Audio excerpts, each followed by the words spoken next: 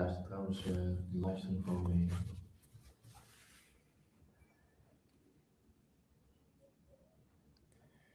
All right, good day everyone. Welcome to this PIMVendors.com webinar. I'm Stefan Spijkers, I'm the co-founder of PIMVendors.com. And well, if you have any product data challenges, whether that is from onboarding to enrichment with AI, to the publication across all your different channels and marketplaces, please check out our website or follow us on all the different social channels that we have, even a new podcast. So you can even find us on Apple Podcasts if you want to learn more about your product data and how to streamline all those processes surrounding it. Today, I'm joined by Hans and Paul from Syncforce, as we are going to discuss something you've probably not heard before, the PPWR. Many of you might have heard some European regulation and the effects that might have on your product data and your compliance around product data. But have you heard about PPWR? My answer, at least until a few weeks ago, was no, I did not.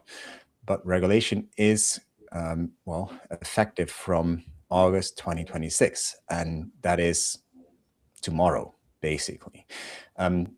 That is also why we're organizing this webinar, to educate and help you become compliant.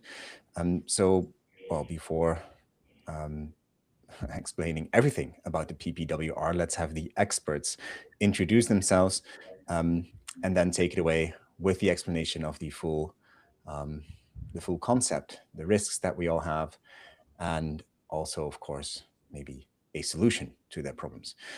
Starting with a quick introduction, maybe Paul, can you first quickly introduce yourself, and then Hans? Yeah, of course. Well, nice to meet everyone. Paul Oudenhoven, responsible for sales at Syncforce. And indeed, as you say, Stefan, since a couple of months in conversations with customers or other packaged goods manufacturers, all about wanting to understand what's real with the PPWR, what do I have to do, and what should I not focus on yet? So yeah, big topic, but many, many questions. All right, Hans? Yeah, good morning, everyone. Hans here, I will talk you through the presentation today about this PPWR. It is, like Paul said, almost a full-time job. Just on me, before we start, I'm co-founder of Syncforce, started more than 25 years ago, working on product data. But I'm also involved in all kinds of international settings, working on mainly exchanging product data across the value chain. And the first of them, I'm a member of the a data-driven value chain coalition of the Consumer Goods Forum, where the 400 bigger brands and retailers collaborate together. So Amazon, PepsiCo, Heineken, Ahold, that kind of companies in the consumer goods space. I'm active in multiple Surpass 1 and 2 work groups, working on the EU Digital Product Passport, mainly also the technical framework, and also involved in a coalition which is working on data exchange in food, mainly focused on LCA, so that is more on the carbon footprint. And now also involved in multiple PPWR related work groups that I will address later in this presentation.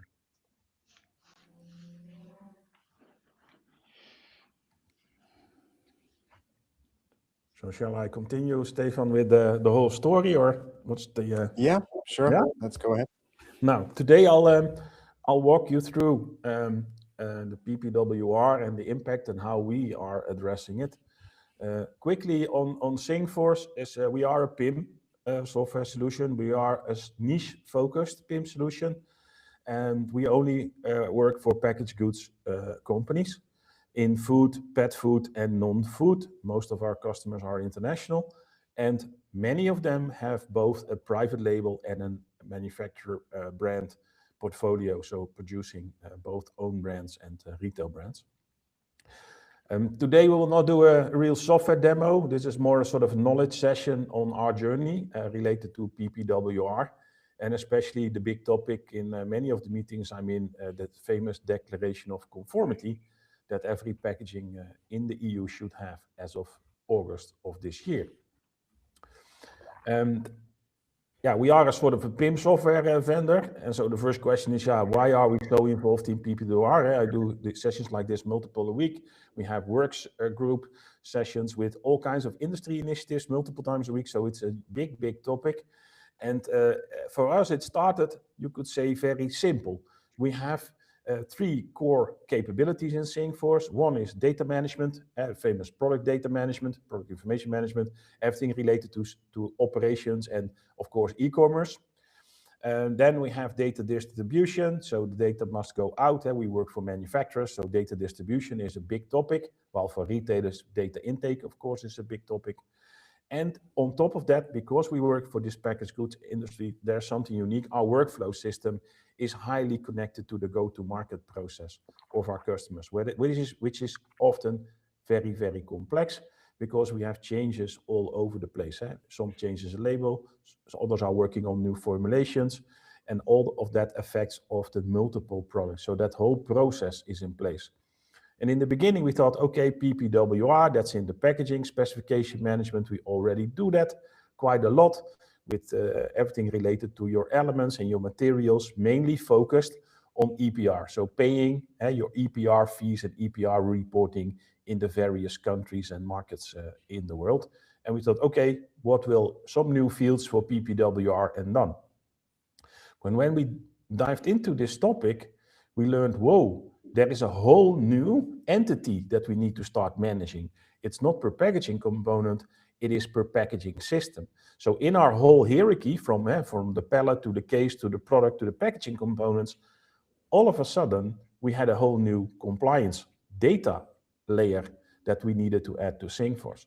It also involved creation of declaration of conformity documents. So it was also affecting our document automation. We do presentations, sales leaflet, price list, catalogs, all that kind of stuff. But now we also needed to create a DOC. But that DOC was not just a document, because first we need to approve the new compliance object in an approval flow. And then there also needs to be actual signing of a person who's authorized to sign that.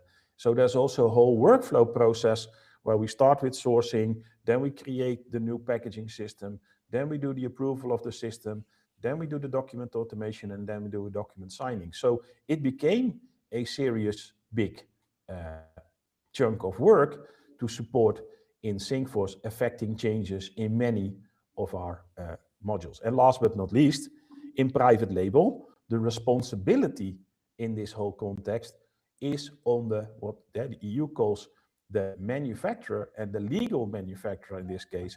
And for private label products, the private label owner, the retailer or the typically technical wholesaler, is the legal manufacturer, although they don't manufacture anything. So they are also involved, also including data exchange. So it became a big topic.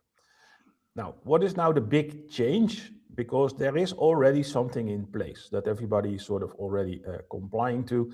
It's the Packaging Waste Directive. So that's a directive, and that led into national legislation. So in every country, they have implemented EPR schemas by PROs, as they are called, which are responsible for executing that and collecting the EPR fees that fund then recycling.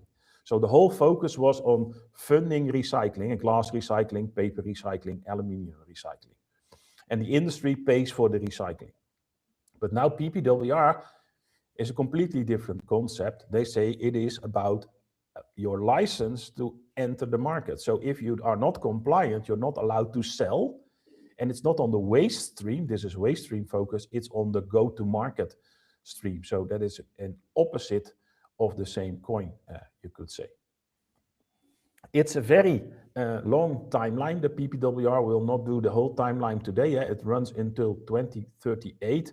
And every year or 2 years, there will be new requirements and also new obligations coming. But these are the most important short-term dates. So the PPWR was entered into force on 12th of February 2025. And then in the EU, it's almost always 18 months later. it becomes effective, enforced, as they say. So on the 12th of August of this year, you have to comply to whatever is needed now. And then on top of that, in February of next year, the EU, because it has obligations for companies, it also has obligations for member states. And the first obligation for member states is in February of next year, that they have to have something in place that is providing enforcement and the penalization to companies that do not comply. So then it becomes serious, and they starts most likely with warnings, and then after the warnings, they'll send you the fines. This is for the short term. After that, we have many more obligations coming in over time, which we will slightly address later. Now, to deal with this, we got involved in multiple work groups. This is, for example, one work group started with GS1 in the Netherlands, including 2 international, one manufacturer, 1 retailer, a large paper and paperboard manufacturer, and a large bottle and can manufacturer, and a software solution in between. And here we really worked on, okay, where is this data coming from and how does it flow through the supply chain? So if you look at one of the requirements is related to there should not be substances of concern in your packaging, or at least maximum certain limits. That already starts here with the material producer. But there's also requirements that you have minimization of your packaging and not too much empty space in your packaging. That obligation lies at the manufacturer, and if the retailer is the manufacturer, the legal manufacturer, it lies there. So, and in the middle, we have the companies which combine the materials into cardboard boxes, glass bottles, aluminium casings, and wooden pallets. They also are adding information, combining this with this, and providing a compliance object here. So this was really working on, okay, what new definitions do we need? What data exchange topics do we have? On top of that, we started with a very small group in our community. We have a lot of communities running in Singforce. And then we said, hey, who's dealing with this, and how can we help? And can you help us understanding this PPWR? Because we're not a chemical specialist and also not a legal specialist. So we needed QA people, legal people, and packaging specialists in this work group. And it started with our customers only, but it grows every day. And there are now a lot of companies which are not even a customer. They're suppliers of our customers, their customers. And last week, Impact Buying joined, which is a software vendor in the retail space.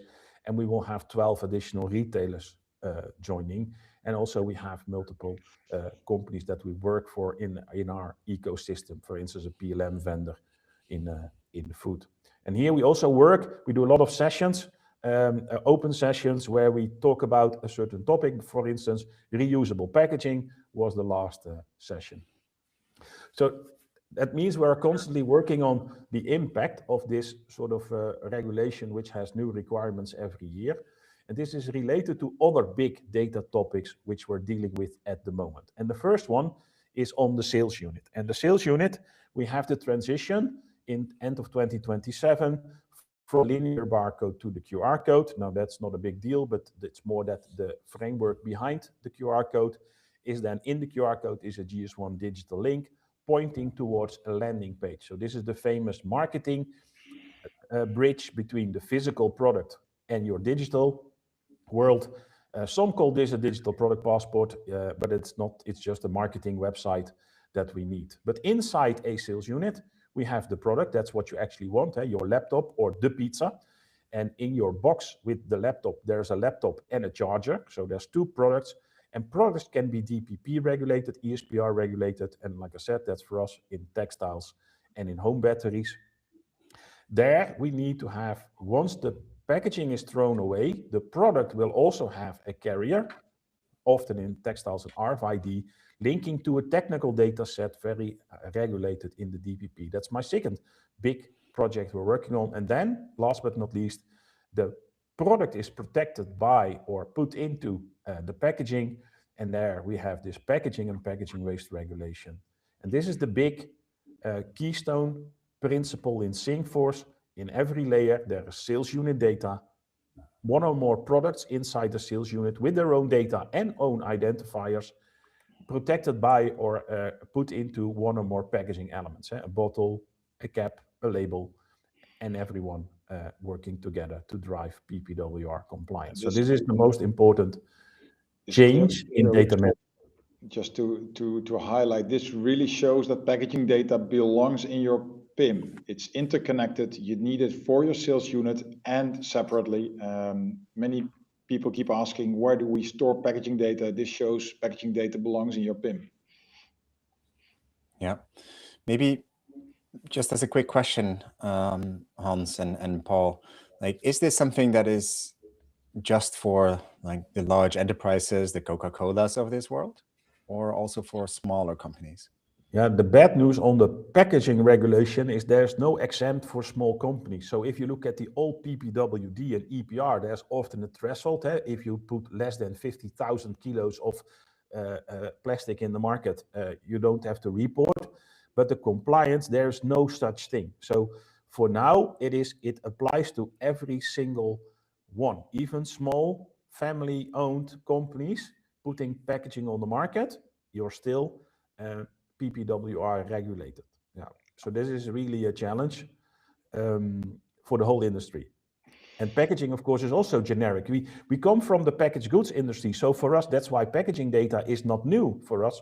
But if you look in fashion, there is typically no packaging department because they don't create packaging. They just put clothes in a store.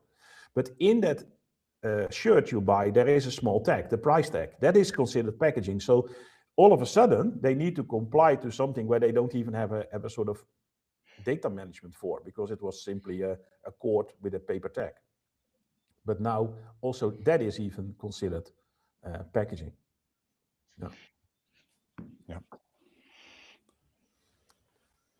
Now, in SingForce, we are a bit different. If you hear in the market there's always a few key terms. The one is single source of truth. Now, we say that's impossible because we have multiple pockets of truth. We have a PLM system. We have a supplier collaboration platform. Everywhere is pockets of truth, which we then consolidate into one. And the second part is the golden record. That is typically we have one page, typically in PXM systems, where you have all the data in one page, and then we have the golden record of a product. But here you see that one sales unit has multiple products. Products can be reused across multiple sales units. If you have a laptop with a charger, your charger is in almost every single model that brand makes with different laptops, but it's the same charger.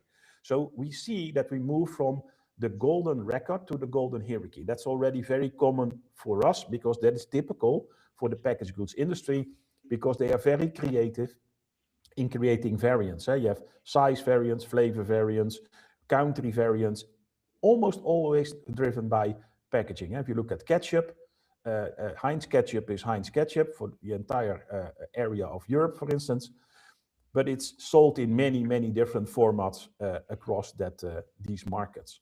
So the first thing we have in the hierarchy is that you combine one or more products with sales packaging, a bottle, the labels, and the cap, so all the elements, up until the first barcode. That is considered, in PPWR terms, your sales packaging. So if you have Sensodyne, and there's a tube for your toothpaste and a cap inside a cardboard box, all that packaging components together form the sales packaging needed for the individual sales unit. Then you have the additional packaging to create group packaging, and that's always easy. 4 bottles of Coca-Cola, 6-pack of cans of beer, that's group packaging, and only the additional packaging is counted as the group packaging.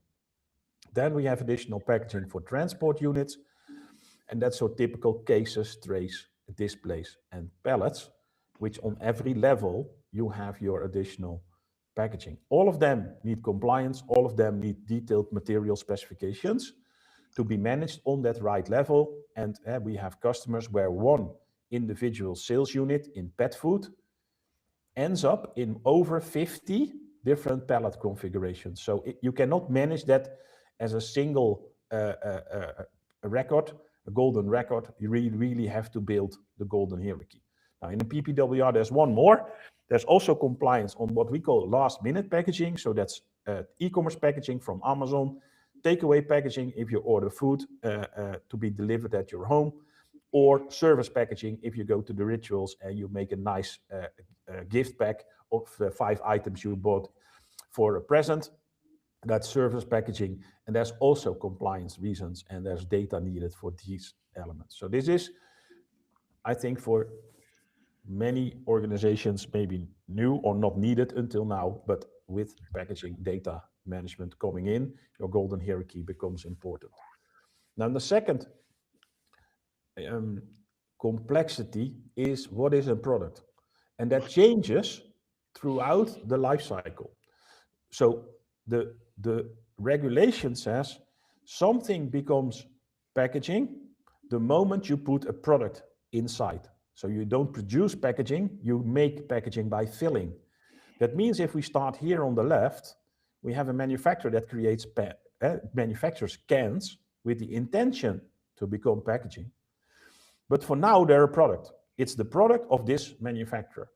Then to transport that product, they put the product on a pallet with layer pads in between and a foil wrap around it. That's the packaging of this manufacturer, PPWR compliant packaging. So they need to manage this, you could say, in their PIM. And then the can is a product. Then if the cans are received by the beverage manufacturer, then the plastic is removed and the layer pads are removed. It's put into the filling line, and then it's filled with beer. And the moment it's filled with beer, this can, which was a product, now becomes packaging. So for the beer brand, the can becomes sales packaging, then create a 6-pack, you have group packaging, and then we have a pallet full with trays. And then we have 2 layers of transport packaging, the tray and on top of that, the pallet. And this is really essential because there are requirements for this company on inbound packaging. So we, in the system, in this golden hierarchy, we have the inbound packaging for this sales unit, which is done the layer pad and the wrapper, and we have the outbound packaging for the same unit. So you even have 2 trees, you could say, linked to one sales unit in the system. This is also one of the remarks we hear a lot.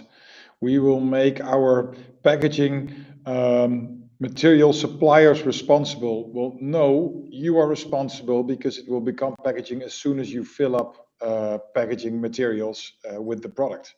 So it's not your packaging supplier that you can make responsible for this PPWR DOC. I'm just checking with Stefan. Stefan, any questions from your side or maybe from the audience that we need to answer before we continue? Yeah, good question. I don't see any new questions yet, but people have been interacting and they're free to answer any questions they might have.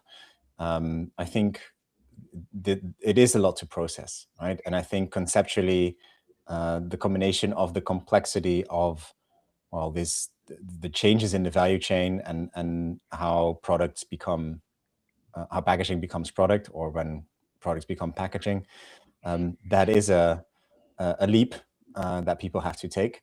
And if you then want to like translate that to an actual operational decision or architectural decision in your process or your IT tooling, I can see some people having some challenges with that. But that's why I think there's also ample room for questions and answers after the presentation. And also, of course, I think they can reach out to you or to us. Yeah. So yeah, we do this. We do the longer version of this every now and then as an open session. So if people want to do it or with the team maybe a second time, feel free to reach out after the presentation. Yeah, quickly then on PPWR versus EPR. EPR we already have. There's over 100 countries which have EPR in place, and some countries like the US even have it per state. We have the one for California. They're different everywhere, so that was already a complexity we had to deal with for some time. But on top of that, we have now the PPWR. And like I said in the beginning, it's really two sides of the same coin. It is first, the PPWR side is about compliance and market access, backed by proof. So am I allowed to put this in the market? It really says if they don't back off in the EU and you don't have a DOC for your packaging by the 12th of August and you do not have the proof, you officially are not allowed to put your product on the market. So this is a huge impact if you would follow the law, that you are compliant on time. And we can say by the experience of all the companies we talk with that many of them will not be on time. EPR fees is about end of life. So you throw it away and then it's about you pay for the collection and treatment.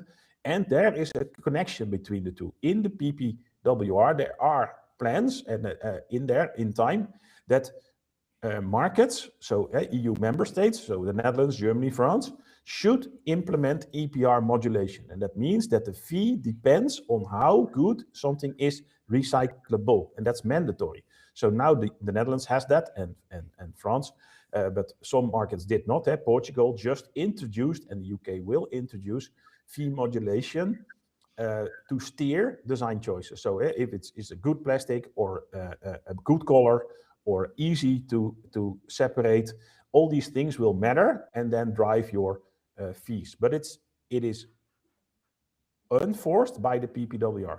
The PPWR is on the total packaging system. So the EU calls that packaging unit, which is a complex term. So we say the packaging system, the total packaging that you as a consumer take home with you in your bag. The EPR is how you throw it away. So if you throw away the glass bottle in a different bin than the plastic cap, then you have two throwaway units, and some of them are deposit return units. For cans, we have that. Beer bottles, we have deposit return units. So that is also separate. And then they are combined.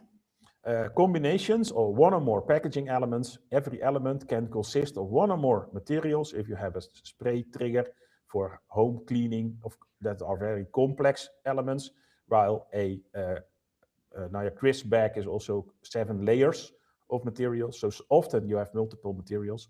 You source typically these elements. You have a bottle supplier, a cap supplier, and a label supplier, multiple suppliers.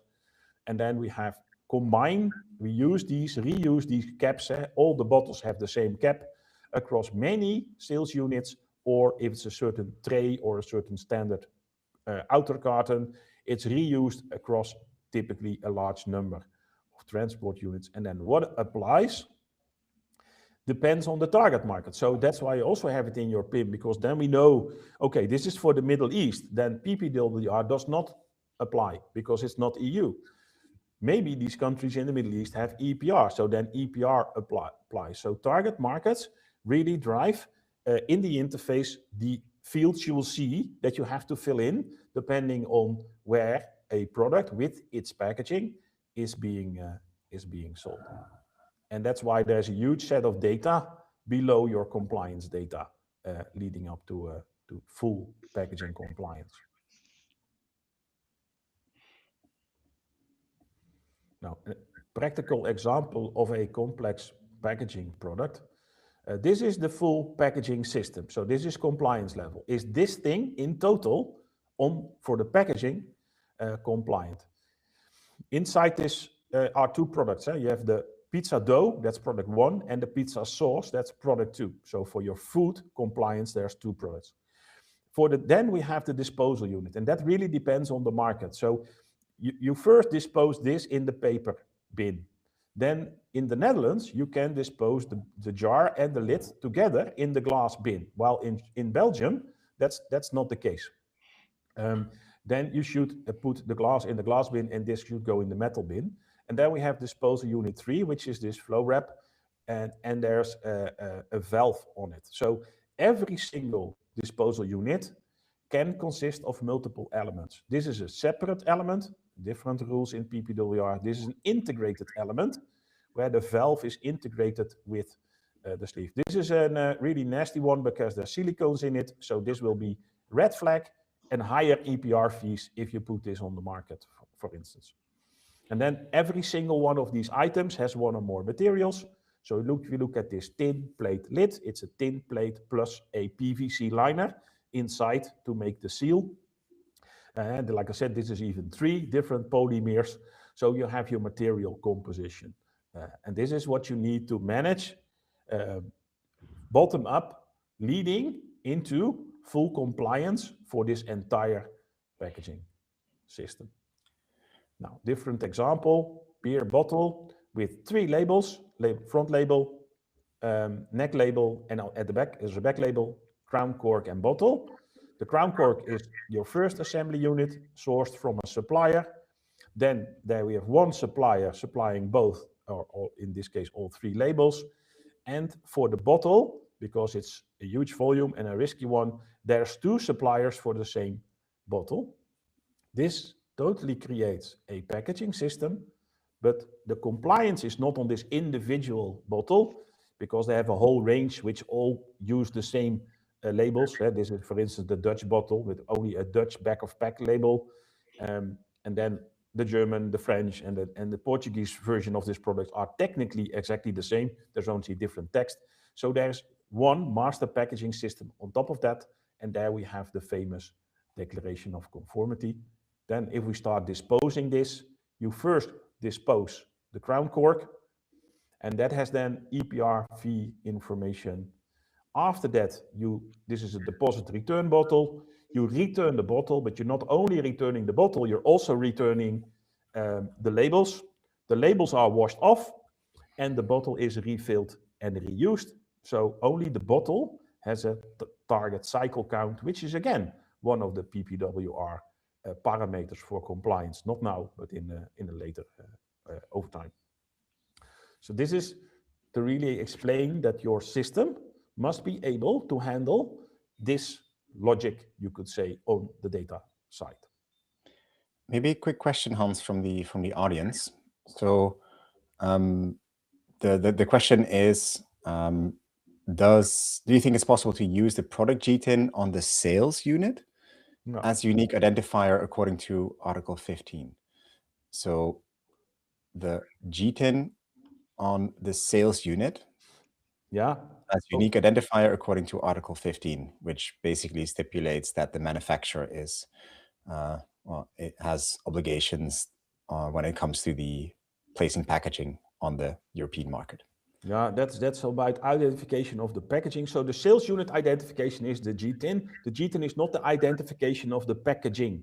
The packaging has its own ID, and that's for us in our system is the MPS ID, and it's not the same as, because one GTIN of one master packaging system can be assigned to multiple sales units. I have a full presentation on coding and identification of systems and what should be on pack, but there is no obligation to put the packaging ID on pack for now.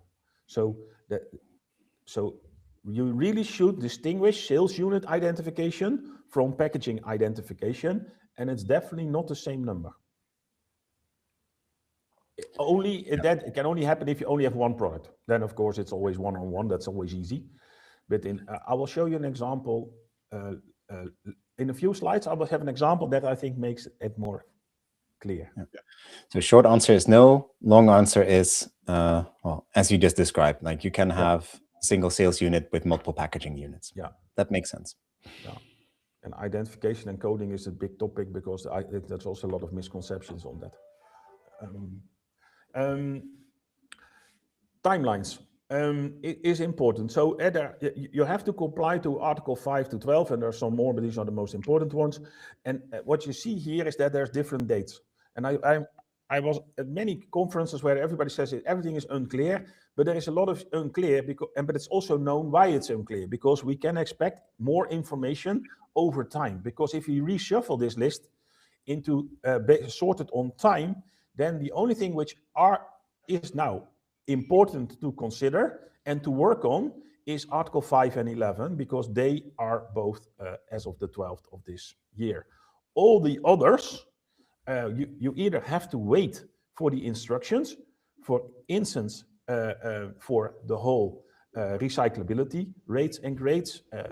We need to know how will that work So there is a lot of unclarity, but that's fine. It's also known that it's unclear. Same as labeling of packaging, related to the question asked, is also later. So what we did is say, okay, let's focus on milestone 1, because that's real, and ignore the rest for now.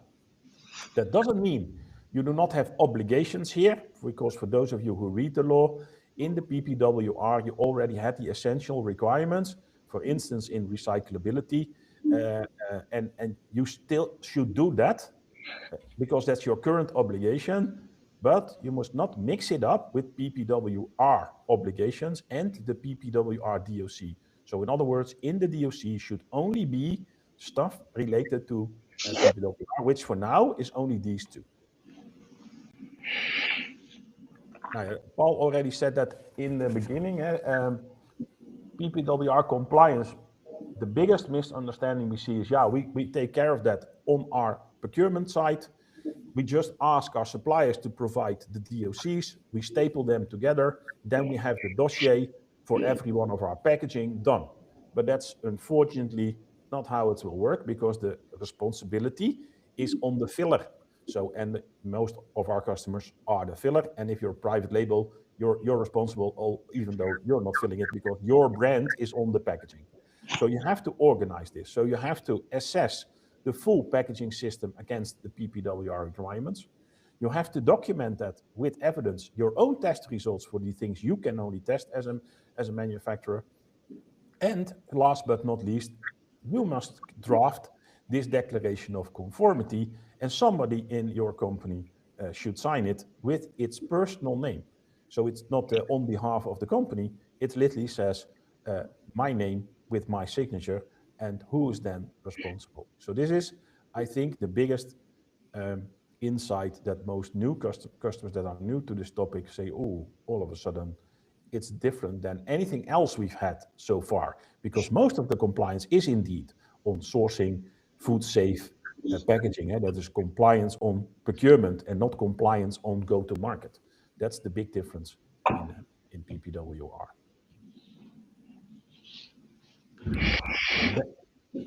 Then one of the key things is that we have to have a declaration of conformity for all packaging you put in any of the EU markets.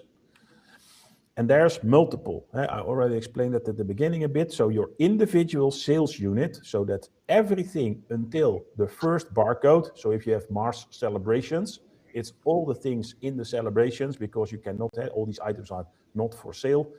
Only the full pack with all the flavors, that's the first barcode. So all the wrappers, all the plastics, until the first barcode are your individual sales unit. There should be a DOC.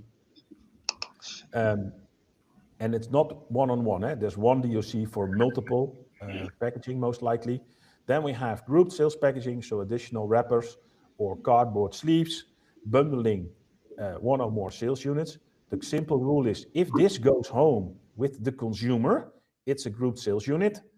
If you bundle and it stays in the supply chain, then it's a transport stock unit. So a tray with products which are unboxed in store and then the individual products are put on shelf is then transport stock unit. So these two go home with the consumer. This one stays in the supply chain. That's the simple check to start with. And again, here we have multiple DOCs that we need to generate and authorize. Now, what is then packaging as a compliance object, also with the ID, then meaning in practice? So what you typically have, we have this label. We source this label from a printer, and it's for a certain flavor of our salads, in this case, the ham flavor. But we use that same sort of label also for all the other flavors. We have a salmon salad, and we have 20 more formulations. All of them get sort of technically the same label, but a different printed content. That means, from a compliance perspective, this is the master with the die line and the printing specs. And here you have already your first compliance data, for instance, on heavy metals, on PFAS, and of substances of high concern, which are all on this level. Then we have a second packaging master, which is a red translucent lid, which is then only in one variant because we only have one size. That's easy. And then somebody combines variants into a bill of material. So we have the ham label with the red lid and some other elements forming up the packaging of this transport unit. And now comes the magic. The unique combination of masters, and here you have your master numbers, sort of set into a unique key, and every unique combination results in a new master packaging system. So what you see here is the master packaging system. This one is always the same. There is no variant specific print. Here we have a standard print, cups. There's also a bottom label, but that may come. This is your compliance object. Here somebody else needs to do the additional compliance checks, which are on the MPS level. So you have compliance checks on packaging master and compliance checks on master packaging system.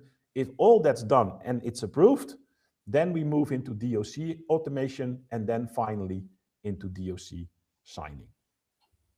So this is, I think, for most PIM systems, a new data space that you end up. Now, how many of these master packaging systems will you then have? This is an example. We have a whole range of salads. There's even way more than these. And they all run on the same master packaging system. So their packaging ID is the same number. Now this is number one. Can be any number, of course, but at least this is number one. If then somebody says, hey, we have certified fish, we like to stick an MSC sticker on our packaging. We're going to do that for 3 of our flavors. Then all of a sudden you created a new compliance object, because this is a new master packaging system, has one additional element, different material composition, different percentage total recycled content. Everything is different. And if you even have a slightly different sticker that has a slightly different weight, you even have a new master packaging system. And last but not least, if you have a new sticker, then the system will say, hey, we have a temporary new master packaging system for the first 3 months. This is on its own. And once the new sticker is removed, it falls back into MPS 1, and then it's already compliant because that combination we had before. But we have to detect new combinations of packaging masters. And this means there's 4 compliance objects on this slide from a packaging perspective. Now, example, how many of these compliance objects will we then have? Now, example, we have 1,200 sales units with a GTIN. Then we have 1,600 packaging assembly units, the items we source from our suppliers, which have a material ID in SAP and a stock level. So that's the specific variants of a packaging master. They are linked together in a bill of materials. These 1,600 are created with only using 170 packaging masters, so technical basis. That's your compliance level 1. Resulting in 190 unique combinations of packaging masters. That means 119 DOCs, depending on the markets in which you sell it. We have a digital asset structure. One digital asset can have multiple language or market-specific variants. So for us, we have one digital asset, but then if it's a duolingual pack, then you have 2 DOCs, one in Dutch and one in French, for instance, if it's for the Belgium market. So this is the whole story. So it's not that you need to do this 1,200 times. It's not that you need to do this 1,600 times. You need to do this 170 times and this 190 times, which is still a large number, but at least it's not as dramatic as some think. Related to this, there's also a new process that needs to be in place. So this process, the first part, is sort of a very common process. Packaging specialists, procurement, together are sourcing new bottles, new caps, new labels, new boxes all the time. And then they often also, of course, do some sort of a compliance check or supplier check. And that's already maybe food safety.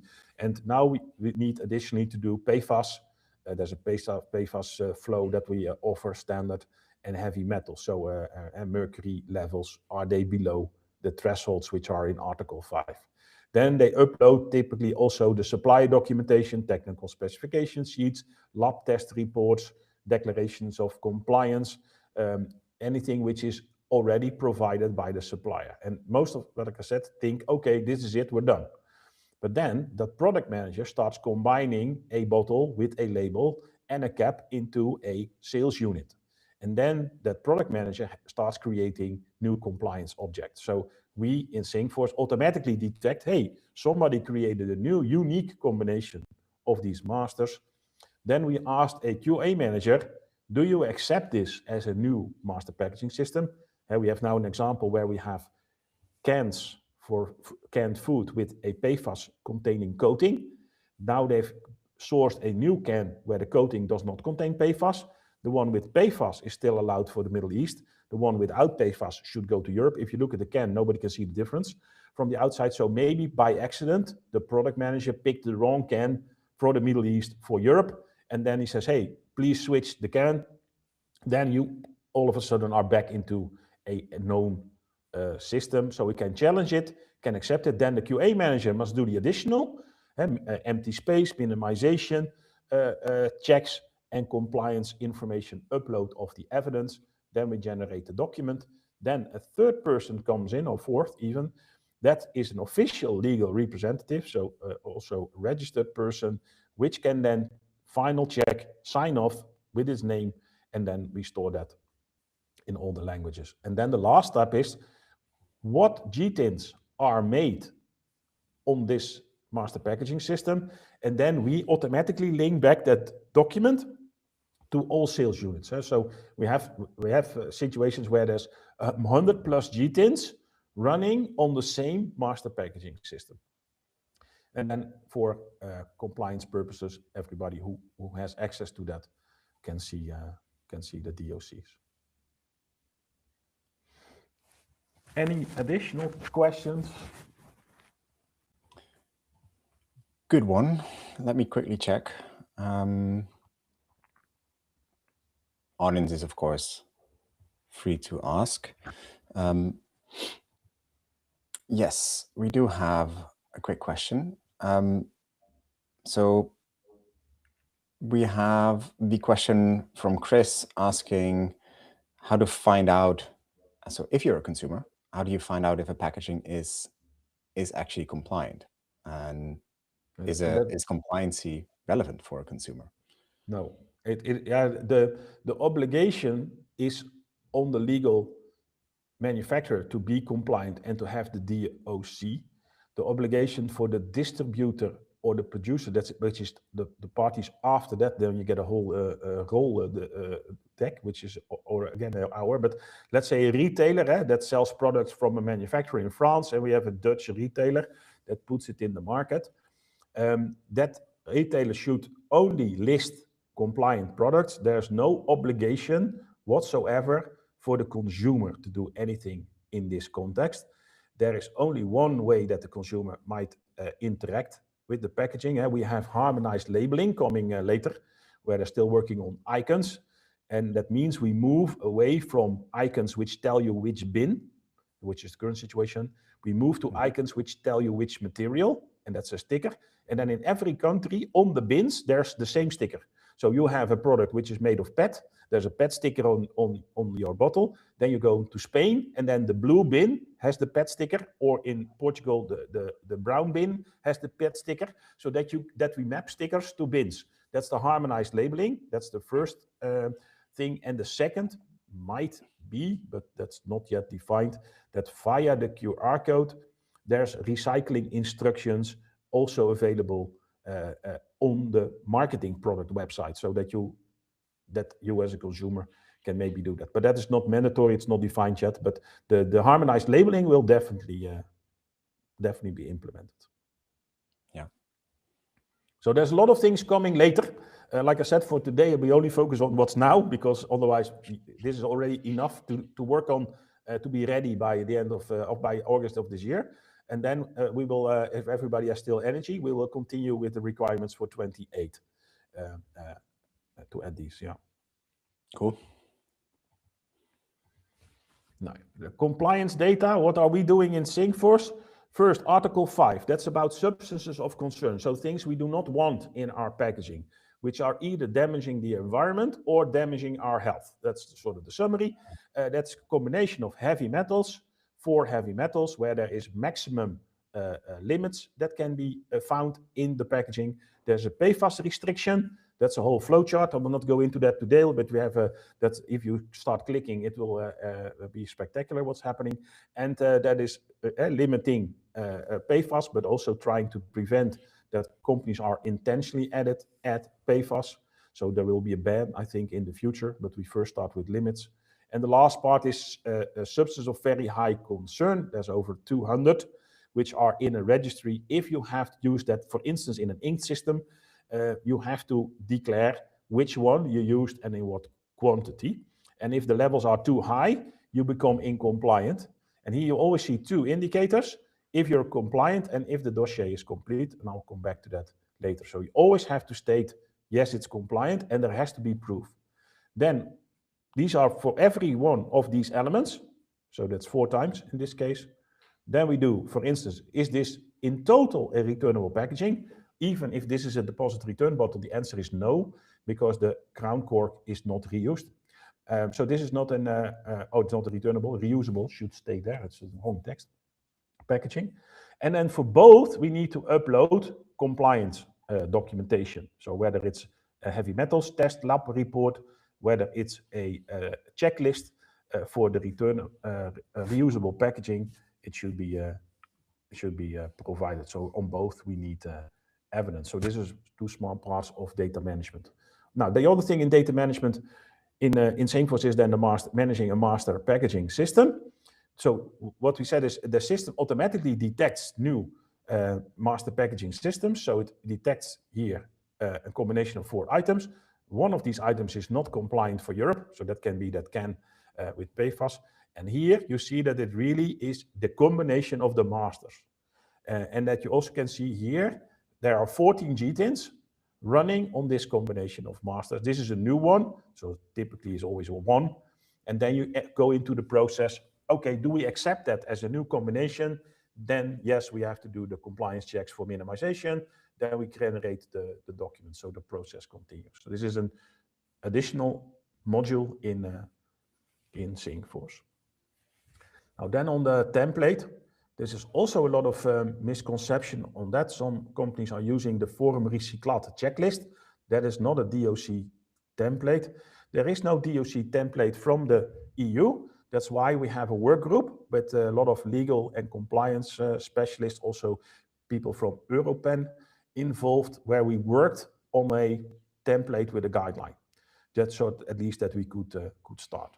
The EU is very simplistic in the requirements. You must follow this structure. So the document must have 8 sections, and the titles of the sections in all languages are known. That's it. So then we say, okay, what's then inside a section? That's what we try to guesstimate with the work group. And like I said, it's quite a big group. Now even also 12 big retailers have joined, which worked on their own declaration of conformity template. It's crazy, but I think maybe more than 100 are maybe now being developed in parallel. But we also did that. So we have one template where you see we have content in all the sections with a guideline, because there's sometimes multiple options, with the annexes, with all the specs for all your SKU level DOCs. That means a fully packaging system completed and put in a warehouse, a standard tray, standard product packaging. But we also have one for last minute packaging, so e-commerce takeaway service packaging, because then the DOC can only be on the assembly unit, so that the cardboard box complies to heavy metals, for instance. And including in this document, we refer to the guarantee that if this person is packing my food, which I take away, that it packs it in the minimalistic way or in any other requirement that's in the law. That's in a procedure, or if you're Amazon, it is automatic carton sizing, for instance. So how did we make sure that we don't ship too much empty space? Is here designed up front, because the product is filled and then put on in a warehouse somewhere. Here, it's decided last minute. So if you pick a big box for a small item, yeah, then of course you're still not compliant. So we have to guarantee that in a procedure, sort of ISO kind of approach on top of a DOC. So we really have 2 templates for two different situations. This is open source. We worked on that together with even competitors, that we at least have something to work on. And we try to make the group as big as we can. So what can you do? Oh, sorry, yeah? Yeah, no, feel free. What should you do now? First thing is start our group and evaluate this and see what the impact is. And how is this process? Who should do that in our company? Do we have the data? If not, can our suppliers provide even the data? Sometimes the answer is they can't even. Now then, the most important part is how many of these packaging systems do you expect? So can we identify unique combinations of technically the same packaging that we have? So how big is the total set?